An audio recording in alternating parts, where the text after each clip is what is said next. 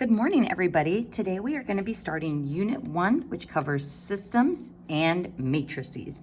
So the first thing that I would like you to do with your note packet is write your name up at the top, along with, I can do this, which I know is pretty cheesy, but I will say when I had to do my big long thesis for my master's program, I was pretty nervous because it was like an 80-page paper. I had to defend it in front of a panel of old math guys. And so I titled the document, I Can Do This, so that every day when I opened it, I had that positive phrase that I could say to myself, and now I have my master's, and now I am able to teach pre-calc. So the reason why I have you write this in your note packets is because there are going to be chapters throughout pre-calc that you find easy. Every unit is a little bit different, so there will be some units that you catch on really quickly, or it's mainly a review of Algebra 2 or Trig, but there will be some units that it may take you a little bit longer to catch on. So be patient with yourself and always tell yourself, I can do this. So we're gonna go ahead and jump right into Lesson A, which is solving systems of equations in two variables, which is gonna be a review of Algebra 2. Now we're gonna be covering three different methods for solving systems of equations, which is solving by graphing, solving by substitution, and solving by elimination. So we're going to start with solving by graphing, not because it's the best method, because it's a good visual of what is going on when you are solving a system. So first, what does solving a linear system actually mean? Solving means we are looking for the intersection or XY coordinate formed by two lines intersecting at a given XY point. Now, this point, this XY coordinate, when we plug that in, that is going to be true in both equations. And we'll see what that looks like once we start checking. So first, let's start by diving into this linear system idea. First, linear means a line.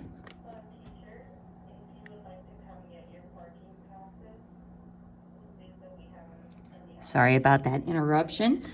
So what do we know about linear equations? We know that they are lines, and the most common form of a linear equation is slope-intercept form, which is y equals mx plus b, where m is the slope or the incline of the line, and your b is your y-intercept. Now, a lot of times in Algebra 1 and Algebra 2, we just say that the y-intercept is this value, but I think it's helpful if you really focus on the fact that the y-intercept is a coordinate that has 0 for the x part, and the b value is the y part of the coordinate.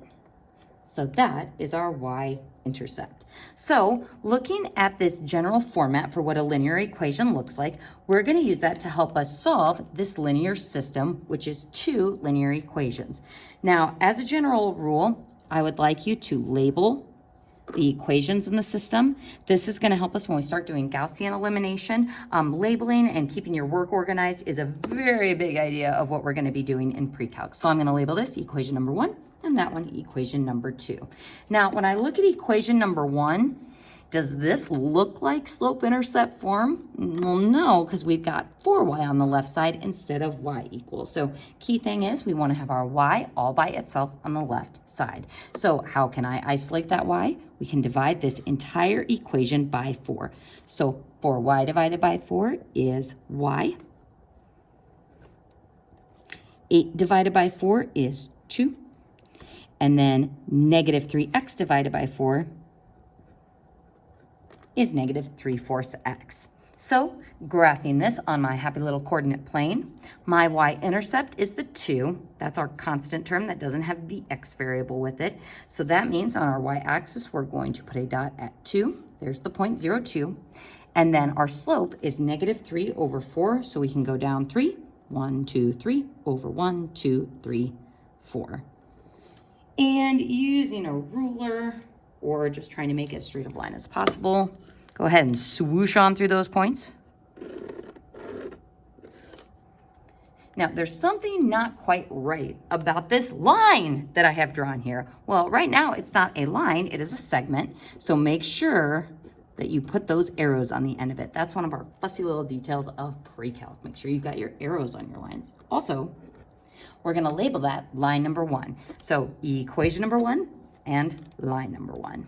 Next, we're gonna go ahead and graph line number 2. So this one, also not in slope-intercept form, but to get it in slope-intercept form, we would add that x over to the other side. So then y equals 1 plus x, or x plus 1. So my y-intercept is 1, boink. And then my slope is positive 1. That's that implied coefficient of 1 in front of the x. So that means 1 over 1, or rise 1, run 1. Rise 1, run 1. And we're gonna go ahead and swoosh through those points as well. And again, folks, you don't actually have to use a ruler. You can use a note card, or you can just try your best to swoosh on through those points. But right now, if I told you to find the intersection of those two lines, the problem is that this is somewhere in between tick marks on our graph. If I had to guess, I'd say, well, it kind of looks like it's between 0 and 1. And between 1 and 2.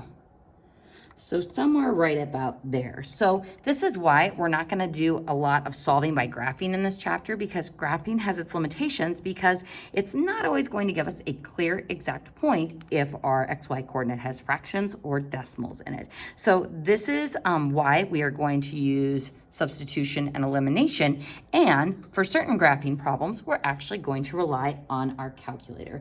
So again, folks, you are going to want to get a TI-83 or a TI-84 graphing calculator to use in this course, especially since most of you guys are going to go on to take Calc 1. I strongly recommend that you get comfortable using this calculator. It is also useful for the old ACT and SAT. So if we wanted to graph using our calculator, it's important to note that all of our graphing buttons are located in this top row. So we've got our y equals. That's where we go in to type in an equation. So make sure all of those equations are cleared out. And in fact, folks, if you used your calculator for any other course, you may just want to clear the memory. So to do that, you would hit second, the plus sign,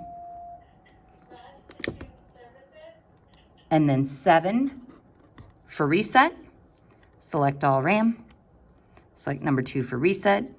And everything should be good to go then. So just in case you had your stat pots on for stats, it is a good idea to clear out your calculator memory before getting started with this course.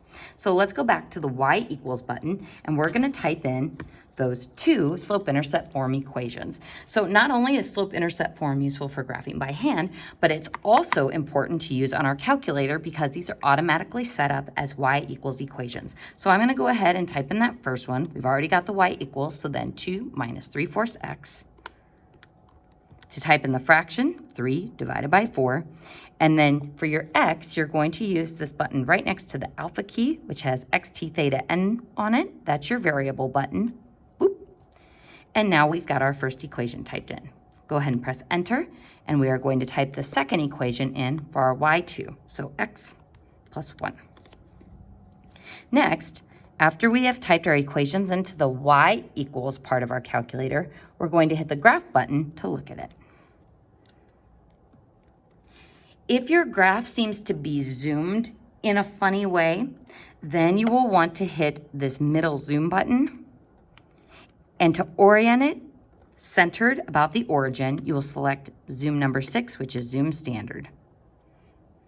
So again, if you start fiddling around with the window or messing with different types of zoom, zoom standard is always a good one to revert to just to see what those lines are doing about the origin. So now we can see both of our lines on our coordinate plane. So let's go ahead and write just a few of those steps down. First, just eyeballing our graph on our paper, we could make an okay guess saying, yeah, it looks like it's about at 0.5, 1.5-ish. So again, guessing, not great in this super sophisticated math class, but it's a good idea for kind of gauging whether your answer that your calculator spits out makes sense. Next, y equals, to type in your equations, graph, to look at the equation and zoom 6 or zoom standard if it looks funny or you want to reorient it around the origin. And something to note is that in order to find this intersection point using your calculator, you must see it, or you must see the intersection in the window. So, can we see our intersection point? Yes, there it is. So now our calculator steps for finding that intersection point, we're gonna write the steps first, and then I'll show you how to do it on your calculator. So you'll hit the second button. So I'm drawing a box around it to show it's a button. Second, trace, select intersection, and then enter 3 times. So let's see what that looks like on our calculator. All right, so the second button,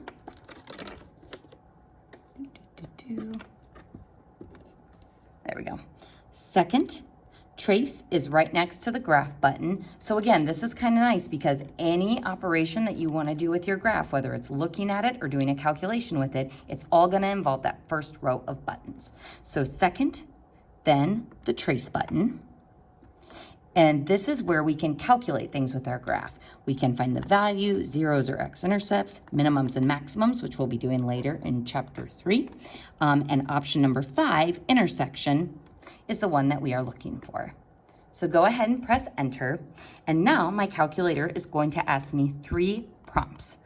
First curve, which we can say enter. Yes, that's the first line we are looking at.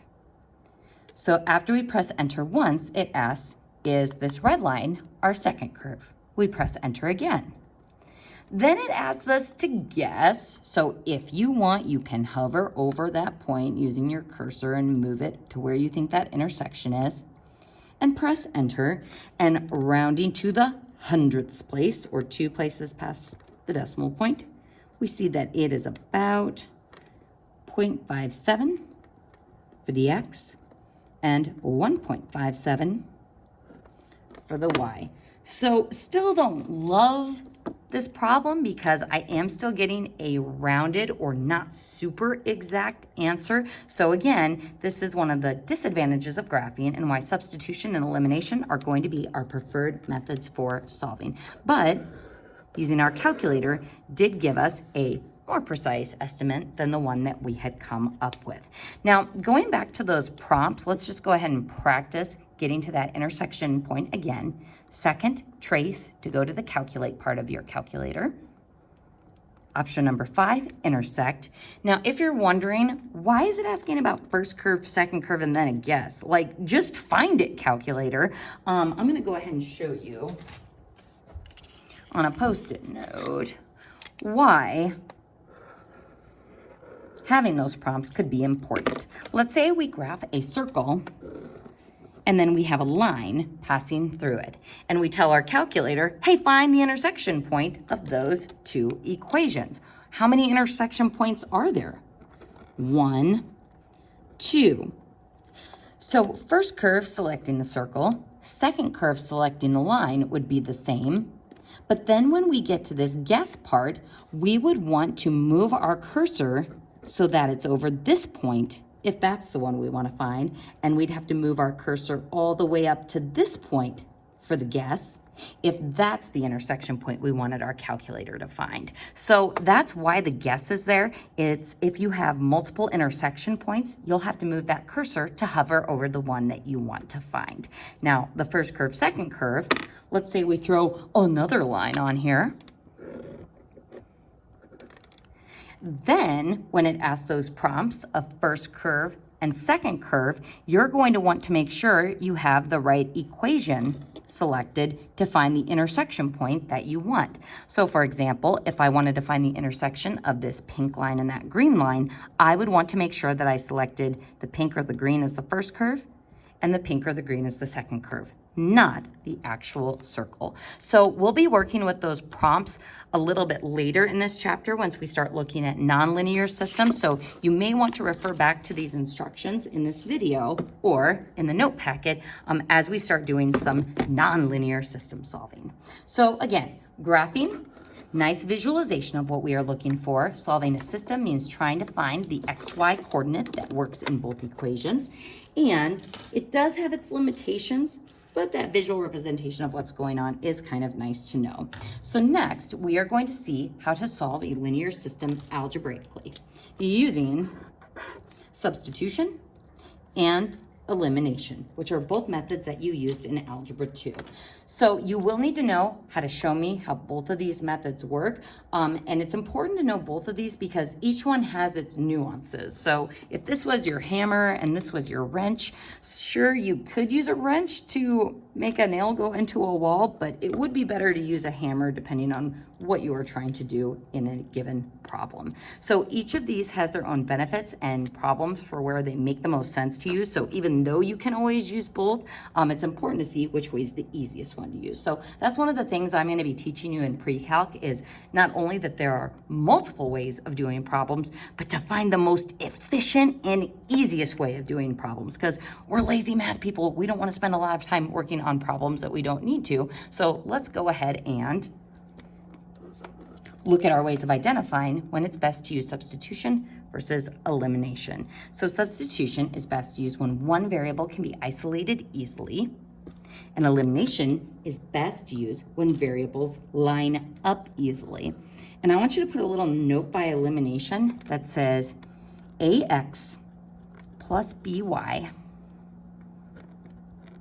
equals c. Typically, for elimination, standard form works a little bit better for our linear systems. So slope-intercept form is y equals mx plus b. Standard form is basically when our x and y variables are on one side and our constant is on the right side. So we'll see examples of these below. So we're going to go ahead and start the first example of substitution. So this is best to use when one variable can be isolated easily. So if I'm looking at these two different equations, is there a variable that is easy to isolate or is already isolated? Sure. This y on the left is already all by itself. So if y is equal to this stuff, and there is a y in our second equation, we can take this stuff and plug it in for y in the other equation or substitute it to find the solution to our system. So if I plug this stuff in for y, now our second equation looks like negative 3x minus 15 minus that stuff we're putting in for y, the 2x minus 9. Oh, I wish I had a buzzer right now or a big red flag. Does anyone see what is wrong with this setup? Pause for a moment. So if I'm subtracting y, I need to subtract everything that I am putting in for y. So when we plug stuff in or substitute, we need to make sure that we use parentheses in the appropriate spots. That way, this minus sign gets distributed to both items that I am plugging in for that y variable. So now, when I distribute, we get negative 3x equals negative 15 minus 2x plus 9. And that gives me my next line of work. So now I can simplify by combining like terms. Negative 15 plus 9 gives me negative 6. And then if I add that 2x to bring it over to the other side, that gives me negative x or negative 1x. And I could either divide by negative 1 or multiply by negative 1 so that I get a positive x, which would be equal to 6. Now, as far as showing work goes, I need to be able to tell how you got from one step to the next. You don't have to show that plus 2x or that dividing by negative 1.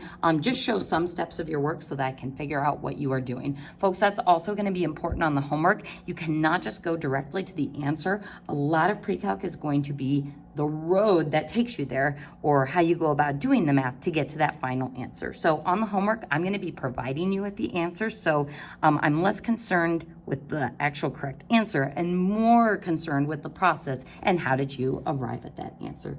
So sweet, x equals 6. And I'm done, question mark?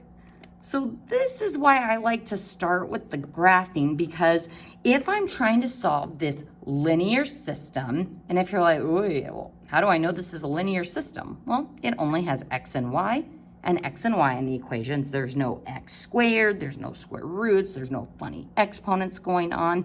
So if this is a linear system, and I'm trying to solve it or find where those lines intersect, we don't just want an x value, we need the corresponding y value that goes with it, because we are trying to find an intersection point. So I've got the x value. How do I find the corresponding y value? We're going to substitute it back in. Now I could plug it back into equation 2 or equation 1. Typically, the easiest way to find that second variable is to plug into the equation that is already isolated for that original variable. So plugging into my first equation, we get y equals 2 times, plugging in that 6 for x. So plugging in this 6 for that x in that top equation, and minus 9. So to show you how I can skip a little work, 2 times 6 is 12, minus 9 is 3, so y equals 3. Wha-bam! And I would like it if on the homework, just to emphasize that we are finding an intersection point, that you actually write your answer as a coordinate. So x part first, y part second, and just a forewarning, my math lab is very picky about parentheses and writing your answers in those proper forms, so we'll be working on reading those directions carefully as we start doing my math lab assignments. Now, notice that I have not put a box around this answer yet. That's because anytime we are algebraically solving, it's a good idea to check yourself. So we can check with both substitution and elimination. And how we check is by plugging that xy coordinate into both equations. And what should happen when I plug it into both equations is we should get a true statement. So you can use your calculator for this, or you can do it in your head if you so desire. But if I plug the 0.63 in for x and y, 2 times 6 is 12, and 12 minus 9 is 3. Now, that's all fine and dandy that it works in that first equation, but all that has done is verify that that point exists on that line. To prove that it's truly the intersection point, I have to prove that it exists on the second line as well. So we plug it into both equations to verify that it is true. So if I plug it into my second equation, -3 times 6 is -18. And then -15 minus 3 is also -18. So I got a true statement when I plugged into both of those equations. So ta-da! We have checked our answer and gotten a true statement. So folks, looking at the next problem, we're going to use substitution again. Now on this one, if I asked you which variable can be isolated the most easily, you'd probably say, well, this -y would be easy to get all by itself, or that positive x would be easy to get all by itself. That's the nice thing about substitution and elimination is you can isolate whatever variable you want. You can solve it in many different ways, but you should always end up with the same intersection point. So what would make the x variable easier to isolate than this y variable? I would choose the x over the y, simply because it's positive, and if we don't have to mess around with negatives, it's a good idea to kind of avoid them. Same with y, we wouldn't want to isolate this x or that y, because that would involve dividing this whole equation by 8. Yuck, 1/8 x, 10/8 or 5/4. Ugh. Same with this one. So if we can avoid creating fractions from the get-go, let's go ahead and try to make this as easy as possible. So I'm going to choose to isolate the x by subtracting 8y. So to move that plus 8y away from that x to get it all by itself, we subtract and move it over to the other side. So x equals 10 minus 8y. So now we have x isolated equals this stuff. So we're going to take that stuff and plug it in for x in the first equation. So I'm going to go ahead and do the setup.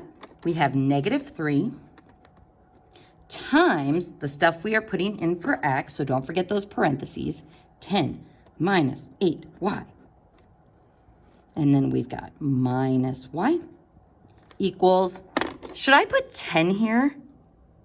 No, because as you can see, that'd be like if I kind of went cross-eyed and started looking at the second equation instead of the first one I'm plugging into. So this is why I like to visually draw the arrows and show where I'm plugging into, because it is really easy to get sidetracked with where you are plugging in. Another common mistake that I see in these problems is forgetting to switch the sign of this when you're isolating that x. So if you keep plugging your answer back in and you're not getting the correct answer, make sure you're retracing through your work and checking your signs, especially in that first step of isolating your variable.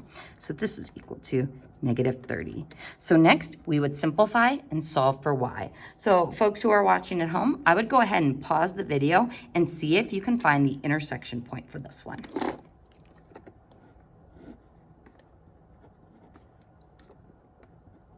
We distribute and we simplify. Minus y equals -30. Combine our like terms. 24y minus y is 23y. And if I add 30 over to the other side, -30 plus 30 is 0. So if you were working on this at home and you're like, 0, I know there's some issues with that. I don't remember if it's you can't divide by 0, if you can't divide 0 by a number. I'm going to teach you a little trick for how Mrs. Cairo remembers. If I have $0 and I divide it amongst all 23 students, how much money do you all get? You each get $0. So I can take 0 and divide it into equal parts. It's just each of those equal parts would be 0. But can I take $23 and divide it by 0? No. So if I had 23 divided by 0, I can't take something, $23, and divide it into nothing parts. So this is a big no-no and actually gives us something that is undefined. So going back to our problem, can I take 0 divided by 23 or take 0 and divide it into 23 equal parts? Sure can. We just get 0. So it's not undefined. It's not no solution. We get a y value of 0. How do we find the corresponding x value? By plugging this y value into our isolated equation. So could I plug it in up here? Sure. Could I plug it in for that y? Sure. But the easiest place to plug it in is into that already isolated equation that's set up as x equals. So x equals 10 minus 8 times that y value of 0. So 10 minus 8 times 0, -8 times 0 is 0. 10 plus 0 is 10, so x equals 10. So remember, folks, Mrs. Cairo wants you to write your final answer as a coordinate. So is it 0, 10, or 10, 0?